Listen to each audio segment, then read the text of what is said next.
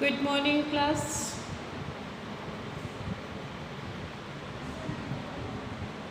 आज हम लोग हिंदी सेकंड पेपर में रिवीजन की क्लास करेंगे, जो चैप्टर 1 होगा हमारा पहला चैप्टर।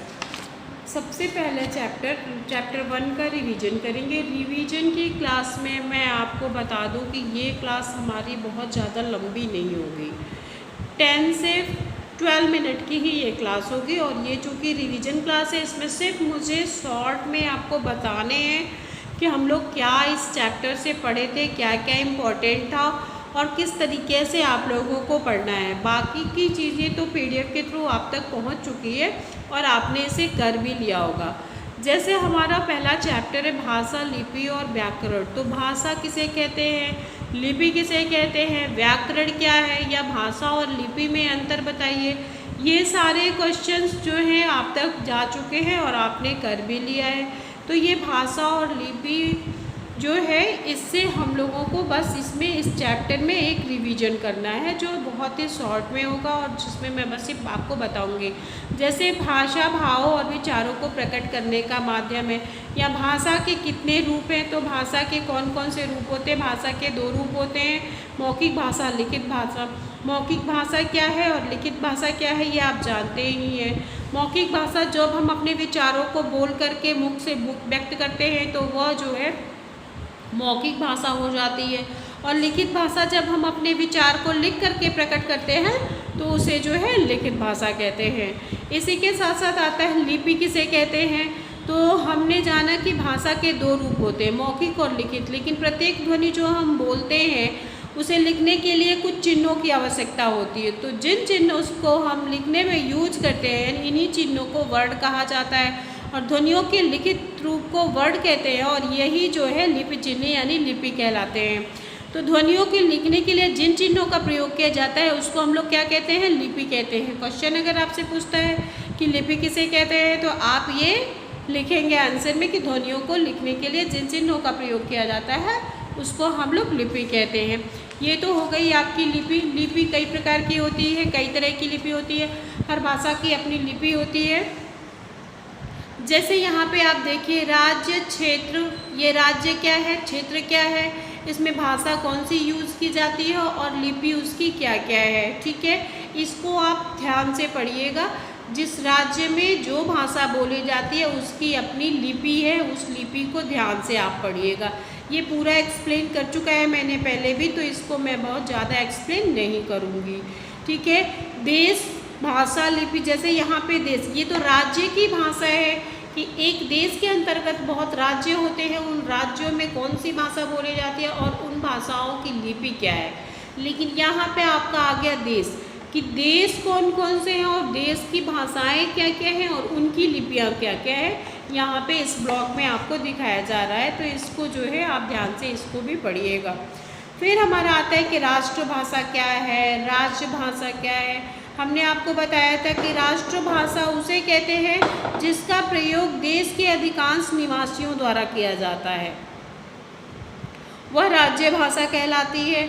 और राज्य भाषा जो है उसका काम जो राजकाज अर्थात जिस भाषा में देश के कार्यालयों में काम किया जाता है उसका प्रयोग राज्य के काम करने में होता है, उसको जो है हम लोग राजभाषा कहते हैं। अब आपके पास आता है बोली, कि बोली क्या है। तो बोली जो है, बोली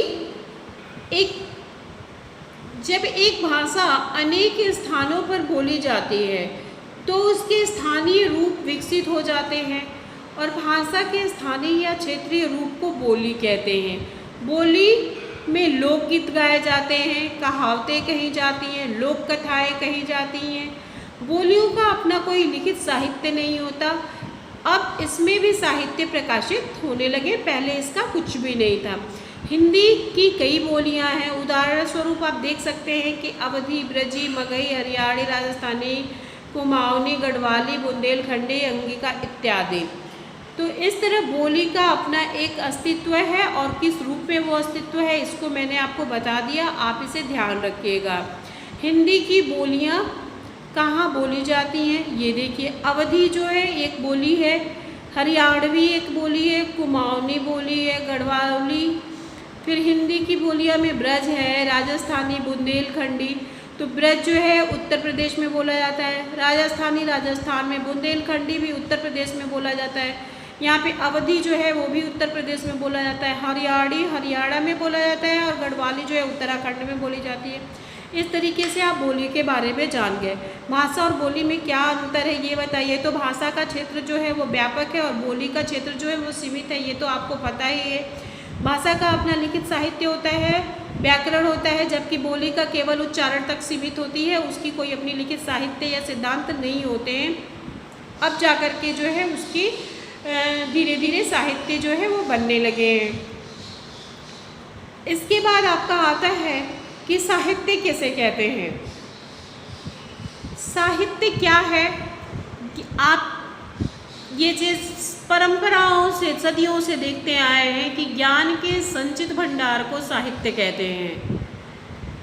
संचित से मतलब हमारा ये है कि ज्ञान, जो जानकारी हमें मिलती है वो हमारे पूर्वजों की लिखी हुई चीज़, लिखी हुई ग्रंथों से मिलती है, और उन्हीं ग्रंथों को हम साहित्य के कैटेगरी में रखते हैं। जैसे रामायण, महाभारत, गीता, कुरान, बाइबल, ये सब क्या है, ये सब एक होली बुक है, यानी धार्मिक ग्रंथ है। ये सब साहित्य ही तो है, ये सब संचित ग्रंथ ही तो हैं, जिससे हमें उनके बारे में जानकारी मिलती है।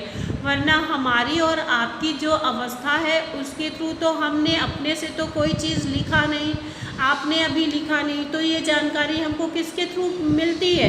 उन साहित्य, उन ग्रंथों के थ्रू मिलती है, उन ग्रंथों के से मिलती है जिनको हम जिनके संचित कोश को हम साहित्य कहते हैं। साहित्य दो प्रकार के होते हैं, गद्य साहित्य और पद्य साहित्य। गद्य साहित्य में और पद्य साहित्य में अंतर है। गद्य जो है यह एक विधा है, जिन विचारों को साधारण रूप से हम लिख सकते हैं वे गद्य साहित्य के अंतर्गत आते हैं। जैसे किसी की कहानी हो गई, किसी की जीवनी हो गई, उपन्यास हो गया, नाटक हो गया इत्यादि।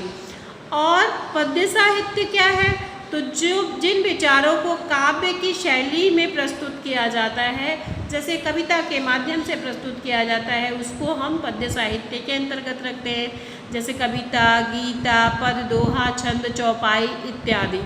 तो ये हो गया हमारा साहित्य। अब इसके बाद इस चैप्टर में क्या है? व्याकरण। कि व्याकरण क्या है? तो भाषा के शुद्ध व्यवहार के लिए हमें भाषा के नियमों को जानने की आवश्यकता होती है। इन नियमों की जानकारी हमें व्याकरण से मिलती है। प्रयोग का स्तर पर भाषा के मूलभूत इकाई वाक्य होती है।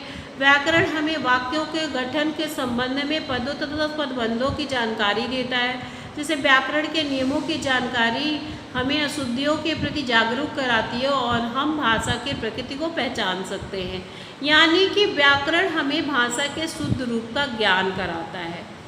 वरना बोलने के सेंस में तो हम कुछ भी बोल जाते हैं, जब हमको लिखना होता है तो हम देखते हैं कि इसमें क्या हमने सही लिखा है, क्या हमने गलत लिखा है। तो हमारी अशुद्धियों को हटा करके शुद्ध लिखने के तरीके को प्रस्तुत करना ही व्याकरण कहलाता है, या हमें भाषा का शुद्ध रूप का ज्ञान कराता है। व्याकरण के मुख्य 3 अंग हैं: वर्ण विचार, शब्द विचार, वाक्य विचार। वर्ण विचार क्या है, शब्द विचार क्या है, वाक्य विचार क्या है, ये आप जान सकते हैं। आपके बुक में विस्तार से दिया हुआ है, इसको आप पढ़ लीजिएगा। लेकिन भाषा की जो मूल ध्वनियों के लिखित रूप को ही हम वर्ण कहते हैं। भाषा की जो मूल ध्वनि है उसके लिखित रूप को हम वर्ण कहते हैं। और इन वर्ण विचार में वर्णों के आकार, उच्चारण, वर्गीकरण आदि का विषय विचार किया जाता है। शब्द विचार क्या है? तो वर्णों के मेल से शब्द बनते हैं। शब्द विचार के अंतर्गत शब्द के भेद, उनकी उत्पत्ति, उनकी रचना के संबंधित सारी जानकारियाँ हमें प्राप्त होती हैं। वाक्य विचार क्या है? तो वाक्य जो है शब्दों के सार्थक मेल से वाक्य बनते हैं। शब्दों के सही मेल से, उनके सार्थक मेल से जो है वो वाक्य बनते हैं। वाक्य विचार में वाक्यों के अंग क्या हैं, उनके भेद क्या है, क्या विश्लेषण है, विराम चिन्ह आदि के विषय में विचार किया जाता है। यहाँ पे आपका जो है साहित्य और व्याकरण कंप्लीट हो गया। अब यहाँ पे एक विशेष कंप्यूटर और हिंदी में अंतर दिया हुआ है। ये आप ध्यान दीजिएगा और इसको भी आप पढ़ लीजिएगा। आपके इस चैप्टर से यानी भाषा के इस चैप्टर से जो भी चीज़ें हमें पढ़नी चाहिए थी, भाषा, लिपि और व्याकरण, वो हमने आपको बता दी।